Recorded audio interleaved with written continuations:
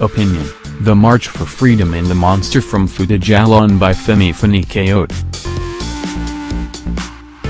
Are Nigerians truly tired of President Buhari?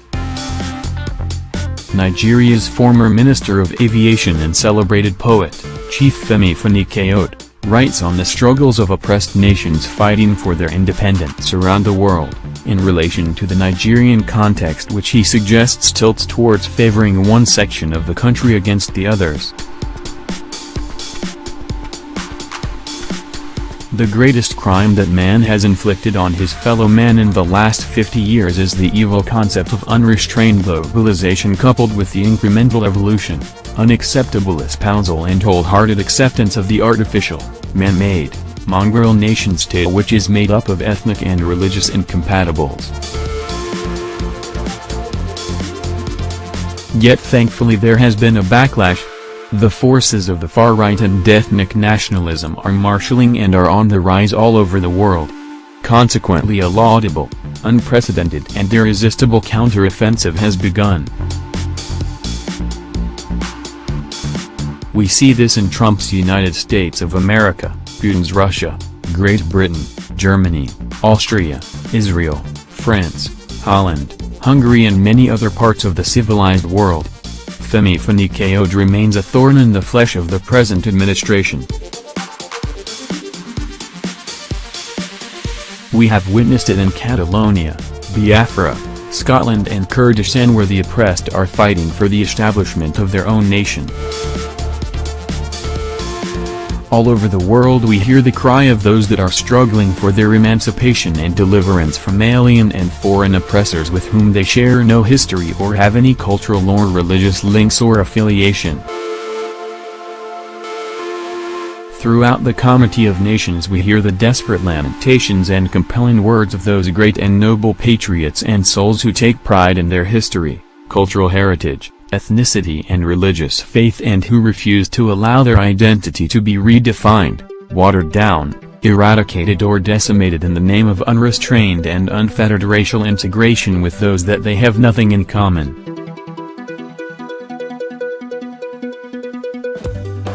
We hear the voices of those who refuse to be robbed of their heritage and persona by a godless horde of ranking unbelievers, murderous religious extremists, barbarous aliens and desperate usurpers who come from a distant land, and we acknowledge the concerns of those who refuse to be ensnared by false, bogus and long discredited notions of political correctness and the wholesale adoption of discredited and nonsensical liberal values and philosophies.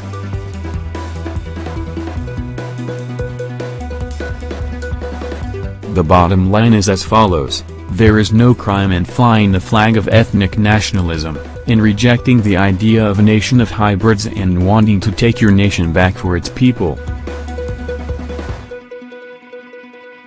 There is no sin in the desire to re-establish pure and unpolluted ethnic bloodlines and racial stock.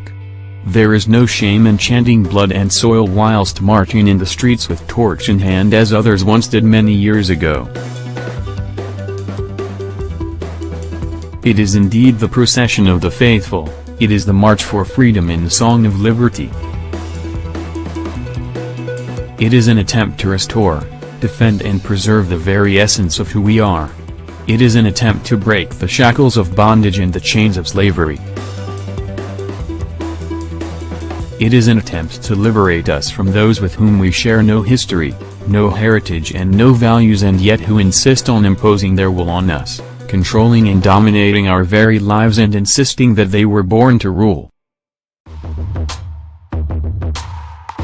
This is all the more so given the fact that, in the Nigerian context, we are saddled with the most bloodthirsty, sadistic, sectional, extremist, bigoted, tribalistic, vicious, bitter, narrow-minded and ignorant president that our country has ever known. This is a man that was once a profoundly good man but that has now become one of the world's greatest ethnic cleansers.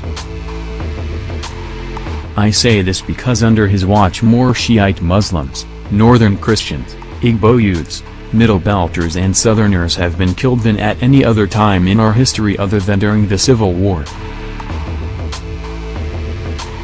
Worse still, This is a man who, according to the president of the World Bank, Kim Yong-jim, said that his organization should concentrate their efforts on developing northern Nigeria alone, as if the rest of our country does not even exist.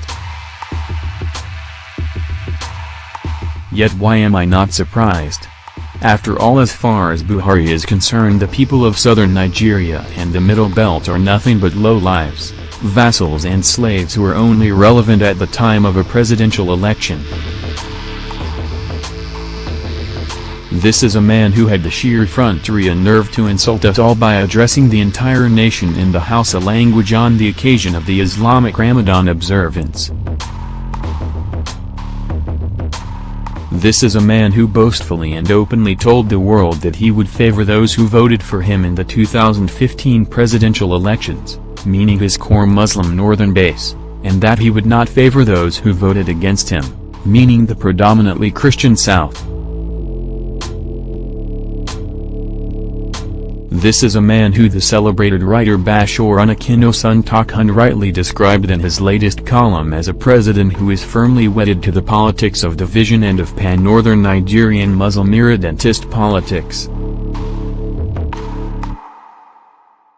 This is a man under whose watch as Minister of Petroleum in 1977 $2.8 billion went missing. This is a man under whose watch as chairman of the Petroleum Trust Fund in 1997 $500 million went missing. And this is a man under whose watch as President of the Federal Republic and again as Minister of Petroleum and Energy in 2017 $26 billion has gone missing. A leader must put the good of his country before his own inclinations and that of his party. This is something that is clearly lost on Muhammadu Buhari and his core Northern House of Fulani supremacist supporters. Nigel Farage MEP, the founder and former leader of Great Britain's United Kingdom Independence Party, UKIP, and one of the most formidable and potent voices behind Brexit, recently said, "The establishment media across Europe and the West despise me. They cannot accept that people still believe in the nation-state." I know precisely how he feels. The walk of the ethnic nationalist in today's globalized world is more often than not a lonely one. Farage places his English heritage and identity before he does his British one. He also places his British heritage before his European one, and he outrightly rejects the concept and notion of a fully integrated and amalgamated European superstate where various and disparate ethnic nationalities are merged into one. I share his vision and ethos and I superimpose it on the Nigerian plane. I am a knife before being a Yoruba. I am a Yoruba before being a Nigerian, and I refuse to have it any other way. This is especially so when one considers what has been going on in the last 2 years in our country. A monster from Futa Jalon has been foisted upon us. And that monster uses misplaced notions of ethnic supremacy, religious bigotry, intellectual intolerance, radical Islam, selective justice, hidden agendas, vicious coercion, secret and ruthless cabals and state-sponsored terror to impose his will and effect his purpose. Consider the events in Plateau State a few days ago. No less than 40, and according to some reports as many as 100, innocent and defenseless indigenous Christians, including women and children, were butchered in their homes by Muslim Fulani herdsmen.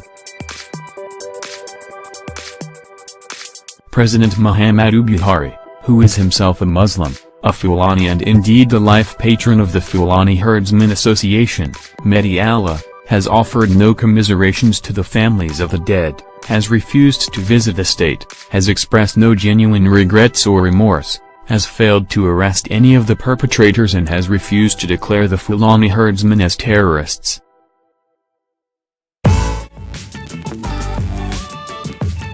Instead of doing any of the above, he said there must be no reprisals against his Fulani kinsman, after which he promptly flew off to Turkey for a D8 meeting. Is that the behavior of a president of Nigeria, or the heartless and insensitive actions of the imperial master and overlord of a conquered people and a subjugated vassal state? That is where Buhari has brought us. One is compelled to ask, is this the kind of leadership and country that we deserve?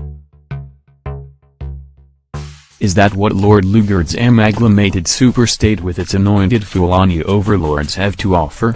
Is that what I am supposed to subsume, suppress and sacrifice my Yoruba heritage and my Christian faith for?